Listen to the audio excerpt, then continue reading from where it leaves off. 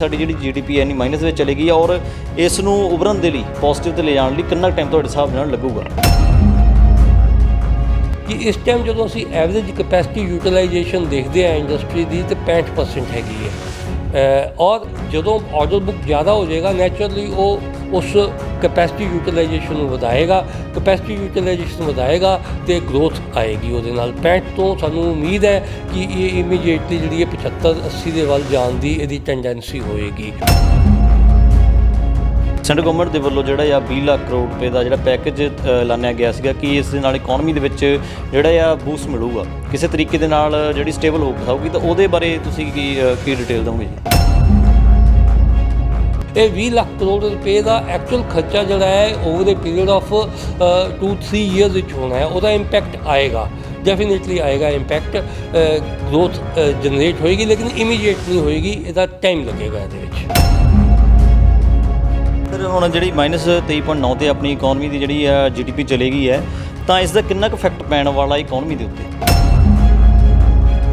Electricity, gas, water supply ਤੇ ਹੋਰ ਜਿਹੜੀਆਂ ਯੂਟਿਲਿਟੀ ਆਈਟਮਸ ਨੇ ਉਹ ਜਿਹੜੀਆਂ -7% ਮਾਈਨਸ ਹੋਏ ਨੇ।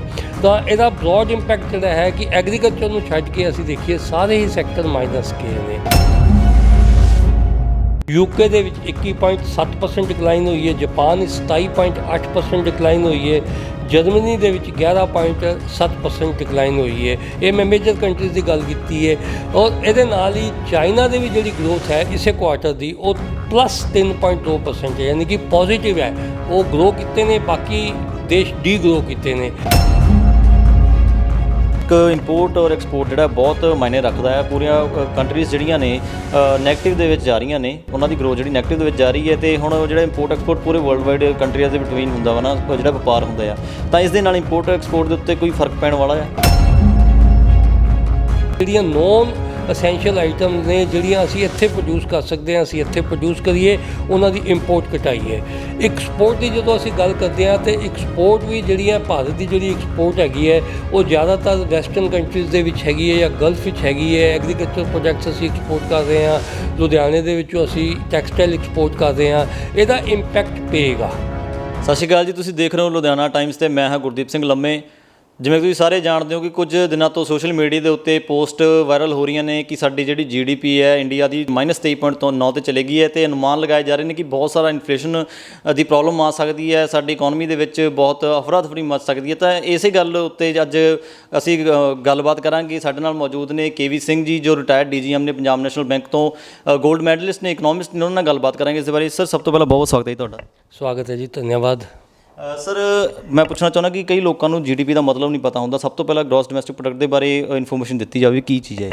ਰਣਜੀਤ ਜੀ, ਗ੍ਰਾਸ ਡੋਮੈਸਟਿਕ ਪ੍ਰੋਡਕਟ ਜਿਹੜਾ ਹੈ ਉਹਦੀ ਜਿਹੜੀ ਡੈਫੀਨੇਸ਼ਨ ਹੈ ਇਕਨੋਮਿਕਸ ਵਿੱਚ, ਉਹਨੂੰ ਅਸੀਂ ਇਸ ਤਰ੍ਹਾਂ ਕੈਲਕੂਲੇਟ ਕਰਦੇ ਹਾਂ ਕਿ ਦੇਸ਼ ਦੇ ਵਿੱਚ ਇੱਕ ਪੀਰੀਅਡ ਦੇ ਵਿੱਚ, ਚਾਹੇ ਉਹ ਸਾਲ ਦੀ ਗੱਲ ਕਰੀਏ ਚਾਹੇ ਅਸੀਂ ਕੁਆਰਟਰ ਦੀ ਗੱਲ ਕਰੀਏ, ਕਿੰਨੀ ਟੋਟਲ ਪ੍ਰੋਡਕਸ਼ਨ ਹੋਈ ਹੈ ਗੁੱਡਸ ਐਂਡ ਸਰਵਿਸਿਜ਼ ਦੀ, ਉਹਨੂੰ ਅਸੀਂ ਜਦੋਂ ਸਮ ਅਪ ਕਰਦੇ ਹਾਂ ਤਾਂ ਉਹਨੂੰ ਅਸੀਂ ਗ੍ਰਾਸ ਡੋਮੈਸਟਿਕ ਪ੍ਰੋਡਕਟ ਕਹਿੰਦੇ ਹਾਂ। ਇਹਦੇ ਵਿੱਚ ਜਿਹੜੀ ਅਸੀਂ ਐਕਸਪੋਰਟ ਕੀਤੀ ਹੈ ਉਹ ਐਡ ਕਰ ਦਿੰਦੇ ਹਾਂ, ਜਿਹੜੀ ਇੰਪੋਰਟ ਕੀਤੀ ਹੈ ਉਹਨੂੰ ਅਸੀਂ ਮਾਈਨਸ ਕਰ ਦਿੰਦੇ ਹਾਂ। ਇਹਨੂੰ ਅਸੀਂ ਇਸ ਲਈ ਵਰਡ ਗ੍ਰਾਸ ਯੂਜ਼ ਕਰਦੇ ਹਾਂ ਕਿ ਗ੍ਰਾਸ ਡੋਮੈਸਟਿਕ ਪ੍ਰੋਡਕਟ ਹੈ। ਅਤੇ ਸਰ ਹੁਣ ਜਿਹੜੀ -23.9 ਤੇ ਆਪਣੀ ਇਕਨੋਮੀ ਦੀ ਜਿਹੜੀ ਆ ਜੀਡੀਪੀ ਚਲੇਗੀ ਹੈ ਤਾਂ ਇਸ ਦਾ ਕਿੰਨਾ ਕੁ ਇਫੈਕਟ ਪੈਣ ਵਾਲਾ ਇਕਨੋਮੀ ਦੇ ਉੱਤੇ? ਹਾਂਜੀ, ਇਹਦਾ ਇੰਪੈਕਟ ਹੈ ਜਿਹੜਾ ਉਹਨੂੰ ਜੇ ਅਸੀਂ ਜ਼ਿਆਦਾ ਸਟੱਡੀ ਕਰੀਏ, ਐਨਾਲਿਸਿਸ ਕਰੀਏ ਤਾਂ ਸਾਨੂੰ ਡਾਟੇ ਦਾ ਥੋੜ੍ਹਾ ਜਿਹਾ ਐਨਾਲਿਸਿਸ ਕਰਨਾ ਪਏਗਾ। ਅਤੇ 23.9% ਜਿਹੜੀ ਕੁਆਰਟਰ ਅਪ੍ਰੈਲ ਤੋਂ ਲੈ ਕੇ ਜੂਨ ਦੇ ਕੁਆਰਟਰ ਦੀ ਜਿਹੜੀ ਗਰੋਥ ਆਈ ਹੈ, ਇਹਨੂੰ ਜੇ ਅਸੀਂ ਦੇਖੀਏ ਪਿਛਲੇ ਸਾਲ ਇਸੇ ਜੂਨ ਕੁਆਰਟਰ ਦੀ ਜਿਹੜੀ ਗਰੋਥ ਸੀਗੀ +5.2% ਸੀਗੀ। ਅਤੇ ਜੇ ਅਸੀਂ ਇਸ ਤੋਂ ਪਿਛਲਾ ਕੁਆਰਟਰ ਦੇਖਦੇ ਹਾਂ ਜਿਹੜਾ ਕਿ ਮਾਰਚ ਵਾਲਾ ਕੁਆਰਟਰ ਸੀਗਾ, ਜਨਵਰੀ ਤੋਂ ਲੈ ਕੇ ਮਾਰਚ 2020 ਵਾਲਾ ਕੁਆਰਟਰ ਸੀਗਾ, ਉਹਦੀ ਗਰੋਥ ਦੀ ਗੱਲ ਕਰੀਏ ਤਾਂ ਉਹ 3.1% GDP ਦੀ ਗਰੋਥ ਸੀਗੀ। ਅਤੇ ਇਹਦਾ ਇੰਪੈਕਟ ਦੀ ਗੱਲ ਕਰ ਰਹੇ ਹੋ ਤੁਸੀਂ, ਇੰਪੈਕਟ ਤਦ ਹੀ ਅਸੀਂ ਇਹਦਾ ਕੈਲਕੂਲੇਟ ਕਰ ਸਕਾਂਗੇ ਜਾਂ ਉਹਦਾ ਅਸੈਸਮੈਂਟ ਕਰ ਸਕਾਂਗੇ ਜੇ ਅਸੀਂ ਸੈਕਟਰ ਵਾਈਜ਼ ਦੇਖੀਏ ਕਿ ਜੂਨ ਕੁਆਰਟਰ ਦੇ ਵਿੱਚ ਸੈਕਟਰ ਕਿਹੜੇ ਸੈਕਟਰ ਪਿੱਛੇ ਗਏ, ਕਿਹੜੇ ਸੈਕਟਰ ਅੱਗੇ ਗਏ, ਜੇ ਪਿੱਛੇ ਗਏ ਤਾਂ ਕਿੰਨੇ ਪਿੱਛੇ ਗਏ। ਤਾਂ ਇਹਦਾ ਜਦੋਂ ਅਸੀਂ ਅਧਿਐਨ ਕਰਦੇ ਹਾਂ ਤਾਂ ਸਾਨੂੰ ਪਤਾ ਲੱਗਦਾ ਕਿ ਜੇ ਪੋਜ਼ੀਟਿਵ ਸਾਈਡ ਦੀ ਗੱਲ ਕਰੀਏ ਤਾਂ ਇੱਕੋ ਹੀ ਸੈਕਟਰ ਸਿਰਫ ਪੋਜ਼ੀਟਿਵ ਰਿਹਾ ਜੂਨ ਕੁਆਰਟਰ ਵਿੱਚ, ਉਹ ਹੈ ਐਗਰੀਕਲਚਰ ਅਤੇ ਅਲਾਈਡ ਐਗਰੀਕਲਚਰ ਐਕਟੀਵਿਟੀਜ਼। ਉਹਦੀ ਜਿਹੜੀ ਗਰੋਥ ਹੋਈ ਹੈ 3.4% ਪੋਜ਼ੀਟਿਵ ਗਰੋਥ ਹੈ। ਬਾਕੀ ਸਾਰੇ ਹੀ ਸੈਕਟਰਸ ਦੀ ਨੈਗੇਟਿਵ ਗਰੋਥ ਹੋਈ ਹੈ। ਜਿਵੇਂ ਕਿ ਕੰਜ਼ੰਪਸ਼ਨ ਦੀ ਗੱਲ ਕਰਦੇ ਹਾਂ ਤਾਂ ਉਹ 26.7% ਮਾਈਨਸ ਗਈ ਹੈ। ਮੈਨੂਫੈਕਚਰਿੰਗ ਦੀ ਗੱਲ ਕਰਦੇ ਹਾਂ ਤਾਂ ਉਹ 39.3% ਮਾਈਨਸ ਗਈ ਹੈ। ਕੰਸਟਰਕਸ਼ਨ ਦੀ ਗੱਲ ਕਰਦੇ ਹਾਂ ਤਾਂ ਉਹ 50.3% ਮਾਈਨਸ ਗਈ ਹੈ। ਟ੍ਰੇਡ, ਹੋਟਲਸ, ਟਰਾਂਸਪੋਰਟ, ਕਮਿਊਨੀਕੇਸ਼ਨ, ਜੇ ਇਹਨਾਂ ਦੀ ਗੱਲ ਕਰੀਏ ਤਾਂ ਇਹ -47% ਹੋਇਆ ਹੈ ਇਹਨਾਂ ਦੀ ਗਰੋਥ ਜਿਹੜੀ ਹੈ, ਯਾਨੀ ਕਿ ਡੀ ਗਰੋਥ ਹੋਇਆ ਹੈ, ਮਾਈਨਸ ਗਏ ਨੇ। Financial, real estate, professional services ਇਹ 5.3% ਮਾਈਨਸ ਗਏ ਨੇ। ਪਬਲਿਕ ਐਡਮਿਨਿਸਟ੍ਰੇਸ਼ਨ, ਡਿਫੈਂਸ ਇਹ -10.3% ਹੋਏ ਨੇ। ਇਲੈਕਟ੍ਰਿਸਿਟੀ, ਗੈਸ, ਵਾਟਰ ਸਪਲਾਈ ਅਤੇ ਹੋਰ ਜਿਹੜੀਆਂ ਯੂਟਿਲਿਟੀ ਆਈਟਮਸ ਨੇ ਉਹ ਜਿਹੜੀਆਂ -7% ਮਾਈਨਸ ਹੋਏ ਨੇ। ਤਾਂ ਇਹਦਾ ਬਰੋਡ ਇੰਪੈਕਟ ਜਿਹੜਾ ਹੈ ਕਿ ਐਗਰੀਕਲਚਰ ਨੂੰ ਛੱਡ ਕੇ ਅਸੀਂ ਦੇਖੀਏ ਸਾਰੇ ਹੀ ਸੈਕਟਰ ਮਾਈਨਸ ਗਏ ਨੇ। ਇਹਦਾ ਇੰਪੈਕਟ ਅੱਗੇ ਆਉਣ ਵਾਲੇ ਜਿਹੜੇ ਕੁਆਟਰਸ ਨੇ ਉਹਨਾਂ 'ਤੇ ਵੀ ਆਏਗਾ, ਲੇਕਿਨ ਉਹਨੂੰ ਅਧਿਐਨ ਕਰਨ ਤੋਂ ਪਹਿਲਾਂ ਅਸੀਂ ਜੇ ਦੇਖੀਏ ਕਿ ਇਹ ਜਿਹੜਾ ਪ੍ਰੈਜ਼ੈਂਟਲੀ ਐਗਰੀਕਲਚਰ ਜਿਹੜਾ ਪੋਜ਼ੀਟਿਵ ਹੈ, ਬਾਕੀ ਸਾਰੇ ਨੈਗੇਟਿਵ ਨੇ। ਸਰ ਐਗਰੀਕਲਚਰ ਆਪਣਾ ਪੋਜ਼ਿਟਿਵ ਦੇ ਵਿੱਚ ਜਾ ਰਿਹਾ ਵਾ, ਠੀਕ ਚੱਲ ਰਿਹਾ ਵਾ, ਲੇਕਿਨ ਬਾਕੀ ਸਾਰੇ ਸੈਕਟਰ ਜਿਹੜੇ ਨੇ ਦੇਖੇ ਜਾ ਰਹੇ ਨੇ ਨੈਗੇਟਿਵ ਦੇ ਵਿੱਚ ਜਾ ਰਹੇ ਨੇ। ਤਾਂ ਇਸ ਦੇ ਹਿਸਾਬ ਦੇ ਨਾਲ ਜਿਹੜੇ ਆ ਇਕਨੋਮੀ ਦੇ ਉੱਤੇ ਕੁਝ ਜ਼ਿਆਦਾ ਹੀ ਅਸਰ ਨਹੀਂ ਪੈ ਸਕਦਾ, ਕਿਉਂਕਿ ਇੱਕ ਐਗਰੀਕਲਚਰ ਹੀ ਆ ਜਿਸ ਦੇ ਸਹਾਰੇ ਕਹਿੰਦੇ ਆ ਵੀ ਇੰਡੀਆ ਚੱਲਦਾ ਵਾ, ਬਹੁਤ ਪੋਜ਼ਿਟਿਵ ਵੇ ਦੇ ਵਿੱਚ ਚੱਲ ਰਿਹਾ ਫਿਲਹਾਲ। ਤਾਂ ਇਸ ਦਾ ਕੀ ਅਸਰ ਅੱਗੇ ਹੋਰ ਦੇਖਣ ਨੂੰ ਮਿਲੂਗਾ? ਇਸ ਤਰ੍ਹਾਂ ਜੀ, ਜੇ ਅਸੀਂ ਇਹਨੂੰ ਥੋੜ੍ਹਾ ਜਿਹਾ ਹੋਰ ਅਧਿਐਨ ਕਰੀਏ ਕਿ ਐਗਰੀਕਲਚਰ ਦੀ ਜਿਹੜੀ ਅਸੀਂ ਲੋਕਡਾਊਨ ਲੱਗਿਆ ਸੀਗਾ, ਮਹਾਂਮਾਰੀ ਦਾ ਲੋਕਡਾਊਨ ਸੀਗਾ ਜਿਹੜਾ 25 ਮਾਰਚ ਨੂੰ ਲੋਕਡਾਊਨ ਲਗਾਤਾ ਗਿਆ ਸੀ, ਜਨਤਾ ਕਰਫਿਊ 22 ਦਾ ਸੀਗਾ, ਉਸ ਤੋਂ ਬਾਅਦ 25 ਨੂੰ ਲੋਕਡਾਊਨ ਲਗਾਤਾ ਗਿਆ ਸੀਗਾ। ਅਤੇ ਇਸ ਕੁਆਟਰ ਦੇ ਵਿੱਚ ਜਿਹੜਾ ਅਸੀਂ ਜਿਸ ਕੁਆਟਰ ਦੀ ਅਸੀਂ ਗੱਲ ਕਰ ਰਹੇ ਹਾਂ, ਜਿਹਨੂੰ ਅਸੀਂ ਕੁਆਟਰ 1 ਵੀ ਕਹਿੰਦੇ ਹਾਂ ਫਾਈਨੈਂਸ਼ੀਅਲ ਈਅਰ ਦਾ, ਅਤੇ ਕੈਲੰਡਰ ਈਅਰ ਦਾ ਕੁਆਟਰ 2 ਹੁੰਦਾ ਹੈ। ਇਹਦੇ ਵਿੱਚ ਜਿਹੜੇ ਆਪਣੇ ਮਹੀਨੇ ਪੈਂਦੇ ਨੇ ਅਪ੍ਰੈਲ, ਮਈ, ਦੋਨਾਂ ਦੇ ਵਿੱਚ ਲੋਕਡਾਊਨ ਸੀਗਾ, ਠੀਕ ਹੈ।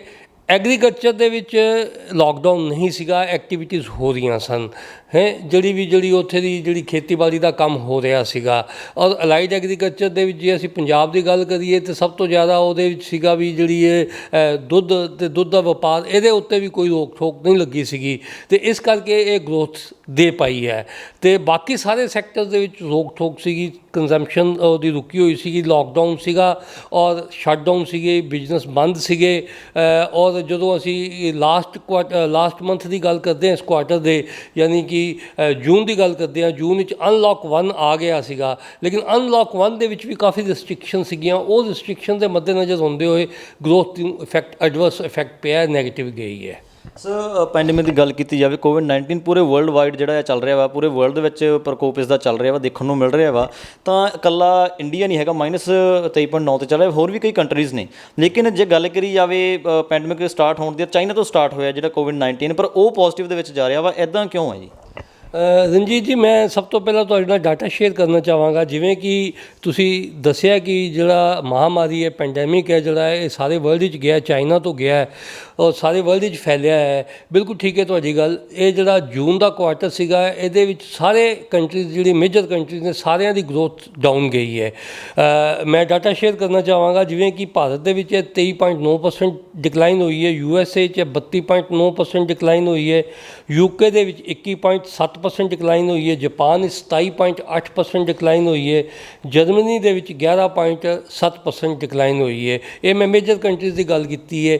ਔਰ ਇਹਦੇ ਨਾਲ ਹੀ ਚਾਈਨਾ ਦੇ ਵੀ ਜਿਹੜੀ ਗਰੋਥ ਹੈ ਇਸੇ ਕੁਆਟਰ ਦੀ, ਉਹ +3.2% ਹੈ, ਯਾਨੀ ਕਿ ਪੋਜ਼ੀਟਿਵ ਹੈ। ਉਹ ਗਰੋ ਕੀਤੇ ਨੇ, ਬਾਕੀ ਦੇਸ਼ ਡੀ ਗਰੋ ਕੀਤੇ ਨੇ। ਇਹ +3.2% ਰਾਈਜ਼ ਹੋਈ ਹੈ। ਇਹਦਾ ਸਭ ਤੋਂ ਵੱਡਾ ਕਾਰਨ ਇਹ ਹੈ ਕਿ ਚਾਈਨਾ ਦੇ ਵਿੱਚ ਜਿਹੜਾ ਵਾਇਰਸ ਸਟਾਰਟ ਹੋਇਆ ਸੀਗਾ, ਉਹ ਦਸੰਬਰ 19 ਸਟਾਰਟ ਹੋ ਗਿਆ ਸੀਗਾ, ਅਤੇ ਉਹਨਾਂ ਨੇ ਸਾਰਾ ਲੋਕਡਾਊਨ, ਯੂਹਾਨ ਨੂੰ ਸਾਰਾ ਲੋਕਡਾਊਨ 70 ਦਿਨ ਲੋਕਡਾਊਨ ਰੱਖਿਆ ਸੀ। ਉੱਥੇ ਉਹਨਾਂ ਨੇ ਕੋਈ ਬੰਦਾ ਬਾਹਰ ਨਹੀਂ ਆ ਸਕਦਾ, ਕੋਈ ਅੰਦਰ ਨਹੀਂ ਜਾ ਸਕਦਾ ਸੀਗਾ ਉਸ ਪ੍ਰੋਵਿੰਸਿਸ ਦੇ ਵਿੱਚ, ਯੂਹਾਨ ਦੇ ਵਿੱਚ। ਉਹ ਲੋਕਡਾਊਨ ਦੇ ਨਾਲ ਉਹ ਉਸ ਸਿਚੁਏਸ਼ਨ ਤੋਂ ਬਾਹਰ ਆ ਗਏ ਨੇ, ਕੰਟਰੋਲ ਕਰ ਲਿਆ ਉਹਨਾਂ ਨੇ। ਲੇਕਿਨ ਬਾਹਰਲੇ ਦੇਸ਼ਾਂ ਦੇ ਵਿੱਚ, ਬਾਕੀ ਦੇਸ਼ਾਂ ਦੇ ਵਿੱਚ ਇਹ ਜਨਵਰੀ ਔਨਵਰਡ ਗਿਆ ਹੈ ਔਰ ਇੰਡੀਆ ਦੇ ਵਿੱਚ ਮਾਰਚ ਦੇ ਐਂਡ 'ਚ ਆਇਆ ਹੈ। ਔਰ ਜ਼ਿਆਦਾ ਇਹਦਾ ਇੰਪੈਕਟ ਜੇ ਅਸੀਂ ਵਰਲਡ ਦੇ ਵਿੱਚ ਦੇਖੀਏ ਤਾਂ ਉਹ ਮਾਰਚ ਤੋਂ ਸ਼ੁਰੂ ਹੋਇਆ ਸੀਗਾ, ਅਤੇ ਇਸੇ ਕਰਕੇ ਚਾਈਨਾ ਦੀ ਗਰੋਥ ਜਿਹੜੀ ਉਹ ਪੋਜ਼ੀਟਿਵ ਆ ਗਈ, ਅਤੇ ਬਾਕੀ ਜਿਹੜੇ ਦੇਸ਼ ਨੇ ਉਹਨਾਂ ਦੀ ਨੈਗੇਟਿਵ ਆਈ ਹੈ। ਸਰ ਇੱਕ ਇੰਪੋਰਟ ਔਰ ਐਕਸਪੋਰਟ ਜਿਹੜਾ ਬਹੁਤ ਮਾਇਨੇ ਰੱਖਦਾ ਹੈ। ਪੂਰੀਆਂ ਕੰਟਰੀਜ਼ ਜਿਹੜੀਆਂ ਨੇ ਨੈਗੇਟਿਵ ਦੇ ਵਿੱਚ ਜਾ ਰਹੀਆਂ ਨੇ, ਉਹਨਾਂ ਦੀ ਗਰੋਥ ਜਿਹੜੀ ਨੈਗੇਟਿਵ ਦੇ ਵਿੱਚ ਜਾ ਰਹੀ ਹੈ। ਅਤੇ ਹੁਣ ਜਿਹੜਾ ਇੰਪੋਰਟ ਐਕਸਪੋਰਟ ਪੂਰੇ ਵਰਲਡ ਵਾਈਡ ਕੰਟਰੀਜ਼ ਦੇ ਬਿਟਵੀਨ ਹੁੰਦਾ ਵਾ ਨਾ, ਜਿਹੜਾ ਵਪਾਰ ਹੁੰਦਾ ਆ, ਤਾਂ ਇਸ ਦੇ ਨਾਲ ਇੰਪੋਰਟ ਐਕਸਪੋਰਟ ਦੇ ਉੱਤੇ ਕੋਈ ਫਰਕ ਪੈਣ ਵਾਲਾ ਆ? ਹਾਂਜੀ ਰਣਜੀਤ ਜੀ ਬਿਲਕੁਲ ਠੀਕ ਹੈ ਤੁਹਾਡੀ ਗੱਲ। ਇੰਪੋਰਟ ਐਕਸਪੋਰਟ ਦੇ ਉੱਤੇ ਕਾਫੀ ਫਰਕ ਪਏਗਾ। ਇਹਦੇ ਕੰਟਿਊਜ਼ ਨੇ ਜਿਹੜੇ ਕੰਟਿਊਜ਼ ਤੋਂ ਭਾਵ ਹੈ ਵੀ ਕਿੱਥੋਂ ਅਸੀਂ ਲੈ ਰਹੇ ਹਾਂ ਕਿੱਥੇ ਦੇ ਰਹੇ ਹਾਂ, ਇਹ ਸਾਰੇ ਚੇਂਜ ਹੋਣ ਦੀ ਸੰਭਾਵਨਾ ਹੈ ਕਿਉਂਕਿ ਐਂਟੀ ਬੀਜਿੰਗ ਜਿਹੜਾ ਕਲਾਈਮੇਟ ਹੈ ਵਰਲਡ ਓਵਰ ਦੇ ਵਿੱਚ ਹੈ, ਸਿਰਫ ਭਾਰਤ ਵਿੱਚ ਹੀ ਨਹੀਂ ਹੈ ਕਿ ਐਂਟੀ ਚਾਈਨਾ ਦੀ ਗੱਲ ਕਰਦੇ ਹਾਂ ਅਸੀਂ, ਸਾਰੇ ਦੇਸ਼ ਮੇਜਰ ਦੇਸ਼ ਜਿਹੜੇ ਨੇ ਜਿੱਦਾਂ ਵੈਸਟਰਨ ਦੇਸ਼ ਨੇ ਜਿਹੜੇ ਜਿਵੇਂ USA ਹੈ ਜਾਂ ਦੂਸਰੀਆਂ ਜਿਹੜੀ ਹੈ ਆਸਟ੍ਰੇਲੀਆ ਹੈ ਈਵਨ ਕੈਨੇਡਾ ਹੈ, ਉਹ ਹੁਣ ਐਂਟੀ ਬੀਜਿੰਗ ਉਹਨਾਂ ਦਾ ਸੈਂਟੀਮੈਂਟ ਬਣਿਆ ਹੋਇਆ ਹੈ। ਇਹਦੇ ਕਰਕੇ ਸਾਰੀ ਜਿਹੜੀ ਹੈ ਇੰਪੋਰਟ ਐਕਸਪੋਰਟ ਦੀ ਜਿਹੜੀ ਰੂਪ ਰੇਖਾ ਹੈ ਉਹਦੇ 'ਚ ਚੇਂਜ ਹੋਏਗੀ, ਲੇਕਿਨ ਇਹਨੂੰ ਟਾਈਮ ਲੱਗੇਗਾ, ਅਜੇ ਇਮੀਡੀਏਟਲੀ ਨਹੀਂ ਹੋਏਗਾ, ਟਾਈਮ ਲੱਗੇਗਾ। ਔਰ ਭਾਰਤ ਦੀ ਜਿਹੜੀ ਇੰਪੋਰਟ ਐਕਸਪੋਰਟ ਦੀ ਗੱਲ ਕਰਦੇ ਹਾਂ ਜੇ ਅਸੀਂ, ਤੇ ਭਾਰਤ ਦੀ ਜਿਹੜੀ ਇੰਪੋਰਟ ਹੈਗੀ ਹੈ ਅਸੀਂ ਨਸੈਸਿਟੀਜ਼ ਜ਼ਿਆਦਾ ਇੰਪੋਰਟ ਕਰ ਰਹੇ ਹਾਂ। ਜਿਹੜੀਆਂ ਨਸੈਸਿਟੀਜ਼ ਇੰਪੋਰਟ ਕਰ ਰਹੇ ਹਾਂ, ਜਿਹੜੀਆਂ ਸਾਡੀਆਂ ਜਿਹਦੇ 'ਤੇ ਅਸੀਂ ਨਹੀਂ ਕੁਝ ਕਰ ਸਕਾਂਗੇ ਉਹ ਤਾਂ ਅਸੀਂ ਇੰਪੋਰਟ ਕਰਦੇ ਰਹਾਂਗੇ। ਬਾਕੀ ਜਿਹੜੀਆਂ ਚੀਜ਼ਾਂ ਨੇ ਉਹਨਾਂ ਦੇ ਉੱਤੇ ਭਾਰਤ ਨੂੰ ਆਪਣੀ ਪ੍ਰੋਡਕਸ਼ਨ ਵਧਾਉਣੀ ਚਾਹੀਦੀ ਹੈ। ਜਿਵੇਂ ਕਿ ਭਾਰਤ ਸਰਕਾਰ ਨੇ ਵੀ ਆਤਮ ਨਿਰਭਰ ਅਭਿਆਨ ਚਲਾਇਆ ਹੈ, ਆਤਮ ਨਿਰਭਰ ਭਾਰਤ ਦਾ ਅਭਿਆਨ ਚਲਾਇਆ ਹੈ। ਉਹਦੇ ਵਿੱਚ ਬੇਸਿਕ ਐਸਪੈਕਟ ਇਹ ਹੋਣਾ ਚਾਹੀਦਾ ਹੈ ਕਿ ਜਿਹੜੀਆਂ ਨੋਨ ਅਸੈਂਸ਼ੀਅਲ ਆਈਟਮਸ ਨੇ ਜਿਹੜੀਆਂ ਅਸੀਂ ਇੱਥੇ ਪ੍ਰੋਡਿਊਸ ਕਰ ਸਕਦੇ ਹਾਂ ਅਸੀਂ ਇੱਥੇ ਪ੍ਰੋਡਿਊਸ ਕਰੀਏ, ਉਹਨਾਂ ਦੀ ਇੰਪੋਰਟ ਘਟਾਈਏ। ਐਕਸਪੋਰਟ ਦੀ ਜਦੋਂ ਅਸੀਂ ਗੱਲ ਕਰਦੇ ਹਾਂ ਤਾਂ ਐਕਸਪੋਰਟ ਵੀ ਜਿਹੜੀਆਂ ਭਾਰਤ ਦੀ ਜਿਹੜੀ ਐਕਸਪੋਰਟ ਹੈਗੀ ਹੈ ਉਹ ਜ਼ਿਆਦਾਤਰ ਵੈਸਟਰਨ ਕੰਟਰੀਜ਼ ਦੇ ਵਿੱਚ ਹੈਗੀ ਹੈ ਜਾਂ ਗਲਫ ਵਿੱਚ ਹੈਗੀ ਹੈ। ਐਗਰੀਕਲਚਰ ਪ੍ਰੋਡਕਟਸ ਅਸੀਂ ਐਕਸਪੋਰਟ ਕਰ ਰਹੇ ਹਾਂ, ਲੁਧਿਆਣੇ ਦੇ ਵਿੱਚੋਂ ਅਸੀਂ ਟੈਕਸਟਾਈਲ ਐਕਸਪੋਰਟ ਕਰ ਰਹੇ ਹਾਂ। ਇਹਦਾ ਇੰਪੈਕਟ ਪਏਗਾ, ਮੈਂ ਨਹੀਂ ਕਹਿੰਦਾ ਇੰਪੈਕਟ ਨਹੀਂ ਪਏਗਾ, ਇਹਦਾ ਇੰਪੈਕਟ ਵੀ ਪਏਗਾ, ਘੱਟ ਵੀ ਸਕਦੀ ਹੈ ਇੰਪੋਰਟ ਐਕਸਪੋਰਟ ਸਾਡੀ, ਲੇਕਿਨ ਇੰਪੋਰਟ ਜਿਹੜੀ ਹੈ ਉਹ ਸਾਡੀਆਂ ਨਸੈਸਿਟੀਜ਼ ਨੇ ਜਿਹੜੀਆਂ ਉਹ ਸਾਨੂੰ ਇੰਪੋਰਟ ਕਰਨੀਆਂ ਚਾਹੀਦੀਆਂ ਨੇ ਔਰ ਕਰਨੀਆਂ ਪੈਣਗੀਆਂ ਵੀ, ਔਰ ਬਾਕੀਆਂ ਦੇ ਵਿੱਚ ਸਾਨੂੰ ਆਪਣੀ ਕੈਪੈਸਿਟੀ ਆਪ ਬਣਾਉਣੀ ਚਾਹੀਦੀ ਹੈ। ਸਰ ਗਰੋਥ ਮਾਈਨਸ ਦੇ ਵਿੱਚ ਜਿਹੜੀ ਜਾਰੀ ਹੈ ਉਸ ਤੋਂ ਬਾਅਦ ਕੀ ਇਨਫਲੇਸ਼ਨ ਜਿਹੜੀ ਹੈ ਸਾਨੂੰ ਦੇਖਣ ਨੂੰ ਮਿਲੂਗੀ ਇੱਥੇ, ਕਿਉਂਕਿ ਇਨਫਲੇਸ਼ਨ ਦੇ ਬਾਰੇ ਬਹੁਤ ਲੋਕ ਜਿਹੜੇ ਆ ਸੋਚ ਰਹੇ ਨੇ ਕਿ ਇਹ ਇਨਫਲੇਸ਼ਨ ਹੋਣ ਵਾਲੀ ਹੈ ਕਿ -23.9 ਤੇ ਚਲੀ ਗਈ ਹੈ GDP, ਕੀ ਇਸ ਦਾ ਇਫੈਕਟ ਪਊਗਾ ਤਾਂ ਇਨਫਲੇਸ਼ਨ ਹੋਊਗੀ ਆਪਣੇ? ਬਿਲਕੁਲ ਠੀਕ ਹੈ ਜੀ ਤੁਹਾਡੀ ਗੱਲ। ਜਦੋਂ ਅਸੀਂ ਜੁਲਾਈ ਦਾ ਡਾਟਾ ਦੇਖੀਏ ਤਾਂ ਇਨਫਲੇਸ਼ਨ ਜਿਹੜੀ ਹੈ 6.1% ਆ ਗਈ ਸੀਗੀ, ਅਤੇ ਜਿਹੜਾ RBI ਦਾ ਟਾਰਗੇਟ ਹੈ ਇਨਫਲੇਸ਼ਨ ਦਾ ਉਹ 4% ±2%, ਭਾਵ ਕਿ 4% ਦਾ ਉਹਨਾਂ ਨੇ ਟਾਰਗੇਟਿੰਗ ਕੀਤੀ ਹੋਈ ਹੈ, ±2%, ਜਾਂ ਥੱਲੇ ਜਾਂਦਾ ਹੈ ਤਾਂ -4 ਤੋਂ 2 ਮਾਈਨਸ ਹੋ ਸਕਦਾ ਹੈ ਜਾਂ 4 ਤੋਂ 2 ਪਲੱਸ ਹੋ ਸਕਦਾ ਹੈ।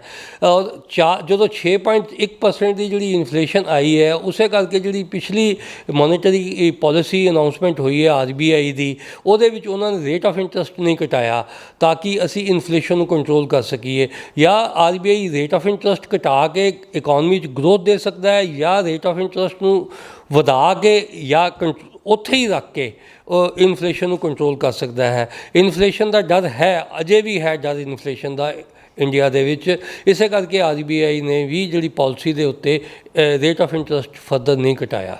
ਸਰ ਕਿਹਾ ਜਾਂਦਾ ਹੈ ਕਿ ਇਕੋਨਮੀ ਦੇ ਵਿੱਚ ਜਿਹੜੀ ਪ੍ਰੋਡਕਸ਼ਨ ਔਰ ਕੰਜ਼ੰਪਸ਼ਨ ਜਿਹੜੀ ਹੈ ਬਹੁਤ ਮੇਨ ਮਾਇਨੇ ਰੱਖਦੀ ਹੈ, ਕਿ ਆਪਣੇ ਲੋਕਡਾਊਨ ਲੱਗਿਆ ਲੇਕਿਨ ਲੋਕਡਾਊਨ ਤੋਂ ਬਾਅਦ ਵੀ ਕੰਜ਼ੰਪਸ਼ਨ ਲੋਕਾਂ ਨੇ ਬਹੁਤ ਕੀਤੀ ਹੈ, ਪ੍ਰੋਡਕਸ਼ਨ ਵੀ ਹੋਈ ਹੈ, ਸਪਲਾਈ ਵੀ ਹੁੰਦੀ ਰਹੀ ਹੈ।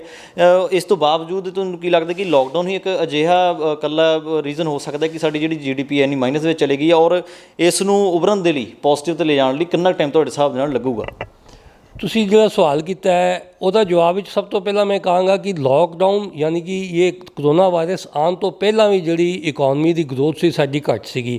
ਮੈਂ ਆਲਰੇਡੀ ਤੁਹਾਨੂੰ ਦੱਸਿਆ ਕਿ ਮਾਰਚ 20 ਦਾ ਜਿਹੜਾ ਗਰੋਥ ਸੀ ਸਾਡੀ 3.1% ਗਰੋਥ ਸੀਗੀ, ਜਿਹੜੀ ਕਿ ਆਮ ਕਰਕੇ ਜਿਹੜੀ ਅਸੀਂ ਇੰਡੀਆ ਦੇ ਵਿੱਚ ਗਰੋਥ ਜਿਹੜੀ 7-8% ਦੀ ਗਰੋਥ ਹੋ ਰਹੀ ਸੀ। ਇਹਦਾ ਭਾਵ ਇਹ ਹੈ ਕਹਿੰਦਾ ਮੇਰਾ ਕਿ ਇਸ ਪੈਂਡੇਮਿਕ ਆਉਣ ਤੋਂ ਪਹਿਲਾਂ ਵੀ ਸਾਡੀ ਗਰੋਥ ਥੱਲੇ ਜਾ ਚੁੱਕੀ ਸੀ, ਡਿਮਾਂਡ ਘੱਟ ਸੀ ਇਕੋਨਮੀ ਦੇ ਵਿੱਚ। ਲੋਕਡਾਊਨ ਜਦੋਂ ਲੱਗਿਆ ਸਪਰੈਡ ਨੂੰ ਕੰਟਰੋਲ ਕਰਨ ਦੇ ਲਈ, ਵਾਇਰਸ ਦੇ ਸਪਰੈਡ ਨੂੰ ਕੰਟਰੋਲ ਕਰਨ ਲਈ ਭਾਰਤ ਸਰਕਾਰ ਨੇ ਜੋ ਲੋਕਡਾਊਨ ਲਗਾਇਆ ਉਹਦਾ ਇੰਪੈਕਟ ਪਿਆ। ਉਹਦੇ ਇੰਪੈਕਟ ਦੇ ਨਾਲ ਜਿਹੜੀ ਇਕੋਨਮੀ ਹੈ ਸਾਰੇ ਸੈਕਟਰਸ ਥੱਲੇ ਆਏ, ਲੇਕਿਨ ਅਸੀਂ ਜਦੋਂ ਇਸ ਪਹਿਲੇ ਕੁਆਰਟਰ ਤੋਂ ਬਾਅਦ ਯਾਨੀ ਕਿ ਜੂਨ ਦੇ ਕੁਆਰਟਰ ਤੋਂ ਬਾਅਦ ਦੀ ਗੱਲ ਕਰਦੇ ਹਾਂ, ਥੋੜ੍ਹੀ ਜਿਹੀ ਗਰੋਥ ਹੁਣ ਨਜ਼ਰ ਆ ਰਹੀ ਹੈ। ਅਤੇ ਜਿਵੇਂ ਕਿ ਅਸੀਂ ਦੱਸਿਆ, ਜਦੋਂ ਅਸੀਂ ਦੇਖਿਆ ਸੀ ਐਨਾਲਿਸਿਸ ਕੀਤਾ ਸੀ ਕਿ ਐਗਰੀਕਲਚਰ ਪੋਜ਼ੀਟਿਵ ਸੀ, ਬਾਕੀ ਸਾਰੀਆਂ ਚੀਜ਼ਾਂ ਨੈਗੇਟਿਵ ਸੀਗੀਆਂ। ਅਤੇ ਜਿਹੜੀਆਂ ਬਾਕੀ ਸਾਰੀਆਂ ਚੀਜ਼ਾਂ ਐਗਰੀਕਲਚਰ ਤੋਂ ਇਲਾਵਾ ਮੈਨੂਫੈਕਚਰਿੰਗ ਅਤੇ ਸਰਵਿਸਿਜ਼ ਹੁੰਦੀਆਂ ਨੇ, ਉਹਨਾਂ ਵਿੱਚ ਸਭ ਤੋਂ ਇੱਕ ਵੱਡੀ ਇਕੋਨਮੀ ਦੇ ਵਿੱਚ ਅਸੀਂ ਇਕੋਨਮਿਸਟ ਕੱਢਦੇ ਨੇ ਕੋਲ ਸੈਕਟਰ। ਕੋਲ ਸੈਕਟਰ ਦੇ ਵਿੱਚ ਕੋਲ, crude oil, natural gas, fertiliser, steel, cement, electricity, ਇਹ ਸਾਰੀਆਂ ਚੀਜ਼ਾਂ ਕੋਰ ਸੈਕਟਰ ਵਿੱਚ ਆਉਂਦੀਆਂ ਨੇ। ਅਤੇ ਜਦੋਂ ਅਸੀਂ ਮੈਨੂਫੈਕਚਰਿੰਗ ਦਾ ਗਰੋਥ ਕੱਢਦੇ ਹਾਂ ਅਤੇ ਕੋਰ ਸੈਕਟਰ ਉਹਦਾ 40% ਹਿੱਸਾ ਹੁੰਦੀ ਹੈ। ਅਤੇ ਜਦੋਂ ਅਸੀਂ ਇਸ ਕੋਰ ਸੈਕਟਰ ਦਾ ਐਨਾਲਿਸਿਸ ਕਰਦੇ ਹਾਂ, ਇਹਦੀ ਗਰੋਥ ਦਾ ਐਨਾਲਿਸਿਸ ਕਰਦੇ ਹਾਂ ਇਸ ਸਾਲ ਦਾ, ਯਾਨੀ ਕਿ ਇਸ ਫਾਈਨੈਂਸ਼ੀਅਲ ਈਅਰ ਦਾ, ਅਪ੍ਰੈਲ ਤੋਂ ਲੈ ਕੇ ਜੁਲਾਈ ਤੱਕ ਦਾ, ਅਤੇ ਮੈਂ ਤੁਹਾਡੇ ਨਾਲ ਇੱਕ ਡਾਟਾ ਸ਼ੇਅਰ ਕਰਨਾ ਚਾਹਾਂਗਾ। ਅਪ੍ਰੈਲ ਦੇ ਵਿੱਚ ਇਸ ਕੋਰ ਸੈਕਟਰ ਦੀ ਗਰੋਥ ਜਿਹੜੀ ਸੀਗੀ, ਡੀ ਗਰੋ ਹੋਈ ਸੀਗੀ, ਉਹ -37.9% ਸੀਗੀ ਅਪ੍ਰੈਲ ਵਿੱਚ। ਮਈ ਵਿੱਚ ਜਾ ਕੇ ਇਹ ਡੀ ਗਰੋਥ ਤਾਂ ਹੋਈ, ਲੇਕਿਨ ਘੱਟ ਰੇਟ ਦੇ ਨਾਲ 22% ਦੇ ਨਾਲ ਹੋਈ। ਜੂਨ ਦੇ ਵਿੱਚ 12.9% ਦੇ ਨਾਲ ਹੋਈ, ਔਰ ਜੁਲਾਈ ਦੇ ਵਿੱਚ ਇਹੀ ਗਰੋਥ ਡੀ ਗਰੋਥ ਜਿਹੜੀ ਸੀਗੀ 9.5% ਰਹਿ ਗਈ। ਮੇਰਾ ਇਹ ਡਾਟਾ ਦੱਸਣ ਤੋਂ ਭਾਵ ਇਹ ਹੈ ਕਿ ਡੀ ਗਰੋਥ ਤਾਂ ਹੋ ਰਹੀ ਹੈ, ਲੇਕਿਨ ਉਹਦਾ ਰੇਟ ਹੈ ਘਟੀ ਜਾ ਰਿਹਾ ਹੈ। ਅਸੀਂ ਪੋਜ਼ੀਟਿਵਿਟੀ ਵੱਲ ਮੂਵ ਕਰ ਰਹੇ ਹਾਂ। ਅਸੀਂ ਅਗਸਤ ਦੇ ਡਾਟਾ ਅਜੇ ਇਸ ਕੋਰ ਸੈਕਟਰ ਦਾ ਨਹੀਂ ਆਇਆ, ਲੇਕਿਨ ਅਗਸਤ ਦਾ ਕੁਝ ਡਾਟਾ ਜਿਹੜਾ ਪ੍ਰਿੰਟ ਮੀਡੀਆ ਦੇ ਵਿੱਚ ਆਇਆ ਹੈ, ਉਹਦੇ ਬਾਰੇ ਮੈਂ ਤੁਹਾਨੂੰ ਜ਼ਰੂਰ ਸ਼ੇਅਰ ਕਰਨਾ ਚਾਹਾਂਗਾ। ਇੱਕ ਪਰਚੇਜ਼ਿੰਗ ਮੈਨੂਫੈਕਚਰਿੰਗ ਇੰਡੈਕਸ ਨੂੰ PMI ਕਹਿੰਦੇ ਆ। PMI ਮੈਨੂਫੈਕਚਰਿੰਗ ਸੈਕਟਰ ਦਾ ਜਿਹੜਾ ਅਗਸਤ ਦਾ ਹੈ 52 ਹੈ। ਐਨੀ ਵੈਲਿਊ, ਕੋਈ ਵੀ ਵੈਲਿਊ 50 ਤੋਂ ਉੱਤੇ ਜਦੋਂ ਆ ਜਾਂਦੀ ਹੈ ਤਾਂ ਉੱਥੋਂ ਇਹ ਭਾਵ ਹੁੰਦਾ ਹੈ ਕਿ ਇਹਦੇ 'ਚ ਗਰੋਥ ਆਉਣੀ ਸ਼ੁਰੂ ਹੋ ਗਈ ਹੈ, ਨੈਗੇਟਿਵ ਨਹੀਂ ਹੈ। ਯਾਨੀ ਕਿ ਮੈਨੂਫੈਕਚਰਿੰਗ ਜਿਹੜੀ ਹੈ ਅਗਸਤ ਦੀ ਪੋਜ਼ੀਟਿਵ ਹੈ, ਨੈਗੇਟਿਵ ਨਹੀਂ ਹੈ। ਤੋ ਇਹ ਇੱਕ ਅੱਛਾ ਸਾਈਨ ਹੈ ਕਿ ਅਸੀਂ ਪੋਜ਼ੀਟਿਵ ਵੱਲ ਚੱਲ ਰਹੇ ਹਾਂ। ਅਤੇ ਦੂਸਰਾ ਇੱਕ ਤੁਹਾਡੇ ਨਾਲ ਮੈਂ ਇੱਕ ਹੋਰ ਡਾਟਾ ਸ਼ੇਅਰ ਕਰਨਾ ਚਾਹਾਂਗਾ। Order to inventory ratio calculate ਕੀਤੀ ਜਾਂਦੀ ਹੈ ਇੰਡਸਟਰੀ ਦੀ। ਉਹ ਜੁਲਾਈ ਦੀ ਜਿਹੜੀ ਸੀਗੀ ਉਹ ਜੂਨ ਦੀ ਜਿਹੜੀ ਸੀ ਉਹ 1.1% ਸੀਗੀ, ਅਤੇ ਇਹ ਜੁਲਾਈ ਦੀ ਜਿਹੜੀ ਹੈ 1.3% ਹੋ ਗਈ ਹੈ। ਇਸ ਦਾ ਭਾਵ ਇਹ ਹੈ ਕਿ ਜੂਨ ਦੇ ਵਿੱਚ ਜਦੋਂ ਜਿੰਨੀ ਉਹਦੇ ਕੋਲ ਇਨਵੈਂਟਰੀ ਸੀਗੀ, ਐਵਰੇਜ ਇਨਵੈਂਟਰੀ ਸੀਗੀ, ਉਹਦਾ 1% ਓਨਾ ਹੀ ਉਹਦੇ ਕੋਲ ਆਰਡਰ ਸੀਗਾ। ਆਰਡਰ ਬੁੱਕ ਵੀ ਓਨੀ ਬਰਾਬਰ ਦੀ ਸੀਗੀ, ਲੇਕਿਨ ਜੁਲਾਈ ਦੇ ਵਿੱਚ ਆਰਡਰ ਬੁੱਕ ਉਹਦੀ 3 ਟਾਈਮ ਹੋ ਗਈ ਹੈ ਉਹਦੀ ਇਨਵੈਂਟਰੀ ਤੋਂ। ਭਾਵ ਇਹ ਹੈ ਕਿ ਹੁਣ ਜਦੋਂ ਇਹਦਾ ਇੰਪੈਕਟ ਕੀ ਪਏਗਾ ਕਿ ਇਸ ਟਾਈਮ ਜਦੋਂ ਅਸੀਂ ਐਵਰੇਜ ਕਪੈਸਿਟੀ ਯੂਟੀਲਾਈਜੇਸ਼ਨ ਦੇਖਦੇ ਹਾਂ ਇੰਡਸਟਰੀ ਦੀ, ਤਾਂ 65% ਹੈਗੀ ਹੈ। ਔਰ ਜਦੋਂ ਆਰਡਰ ਬੁੱਕ ਜ਼ਿਆਦਾ ਹੋ ਜਾਏਗਾ, ਨੈਚੁਰਲੀ ਉਹ ਉਸ ਕਪੈਸਿਟੀ ਯੂਟੀਲਾਈਜੇਸ਼ਨ ਨੂੰ ਵਧਾਏਗਾ। ਕਪੈਸਿਟੀ ਯੂਟੀਲਾਈਜੇਸ਼ਨ ਵਧਾਏਗਾ ਅਤੇ ਗਰੋਥ ਆਏਗੀ ਉਹਦੇ ਨਾਲ। 65 ਤੋਂ ਸਾਨੂੰ ਉਮੀਦ ਹੈ ਕਿ ਇਹ ਇਮੀਡੀਏਟਲੀ ਜਿਹੜੀ ਹੈ 75-80 ਦੇ ਵੱਲ ਜਾਣ ਦੀ ਇਹਦੀ ਟੈਂਡੈਂਸੀ ਹੋਏਗੀ। ਔਰ ਇੱਕ ਹੋਰ ਡਾਟਾ ਮੈਂ ਤੁਹਾਡੇ ਨਾਲ ਸ਼ੇਅਰ ਕਰਨਾ ਚਾਹਾਂਗਾ ਈਵੇ ਬਿਲਸ ਦਾ। ਈਵੇ ਬਿਲਸ ਜਿਹੜੇ ਨੇ ਇਹ ਅਗਸਤ 2020 ਦੇ ਨੇ। ਇਹ ਈਵੇ ਬਿਲਸ ਕੱਟਣੇ ਪੈਂਦੇ ਨੇ ਟਰਾਂਸਪੋਰਟਰ ਨੂੰ, ਜਿਹਦੇ ਵਿੱਚ 50,000 ਤੋਂ ਉੱਤੇ ਦੀ ਜਦੋਂ ਗੁੱਡ ਟਰਾਂਸਪੋਰਟ ਕਰਦਾ ਹੈ ਤਾਂ ਈਵੇ ਪੋਰਟਲ ਦੇ ਉੱਤੇ ਬਿਲਸ ਪਾਉਣੇ ਪੈਂਦੇ ਨੇ, ਉਹਨੂੰ ਡਾਟਾ ਪਾਉਣਾ ਪੈਂਦਾ ਹੈ। ਈਵੇ ਬਿਲ ਜਿਹੜੇ ਅਗਸਤ ਦੇ ਨੇ ਇਹ ਅਗਸਤ 19 ਦੇ ਬਰਾਬਰ ਪਹੁੰਚ ਗਏ ਨੇ, 99.8% ਉੱਥੇ ਪਹੁੰਚ ਗਏ ਨੇ। ਯਾਨੀ ਕਿ ਅਗਸਤ 19 ਜਿੰਨੇ ਈਵੇ ਬਿਲਸ ਜਨਰੇਟ ਹੋਏ ਸੀਗੇ, ਅਗਸਤ 20 ਦੇ ਵਿੱਚ ਉਹਦੇ ਬਨਸਪਤ 99.8% ਈਵੇ ਬਿਲਸ ਜਨਰੇਟ ਹੋਏ ਨੇ। ਭਾਵ ਇਹ ਹੈ ਕਿ ਅਸੀਂ ਜਿੰਨਾ ਕੁ ਟਰਾਂਸਪੋਰਟਰਸ ਨੇ, ਜਿੰਨੀਆਂ ਗੁੱਡਸ ਦੀਆਂ ਜਿਹੜੀ ਟਰਾਂਸਪੋਰਟ ਅਗਸਤ 19 'ਚ ਕੀਤੀ ਸੀਗੀ, ਉਹਦਾ ਤਕਰੀਬਨ ਉਨੀ ਹੀ ਇਸ ਸਾਲ ਇਹਨਾਂ ਨੇ ਕਰ ਲਈ ਹੈ। ਅਤੇ ਜੇ ਅਸੀਂ ਹੋਰ ਅੱਗੋਂ ਚੱਲੀਏ, ਆਟੋ ਸੇਲਸ ਦੀ ਗੱਲ ਕਰੀਏ, ਤਾਂ ਆਟੋ ਦੀ ਜਿਹੜੀ ਸੇਲ ਹੈ ਇਹ ਡਬਲ ਡਿਜਿਟ ਦੀ ਗਰੋਥ ਆ ਗਈ ਹੈ ਅਗਸਤ ਦੀ।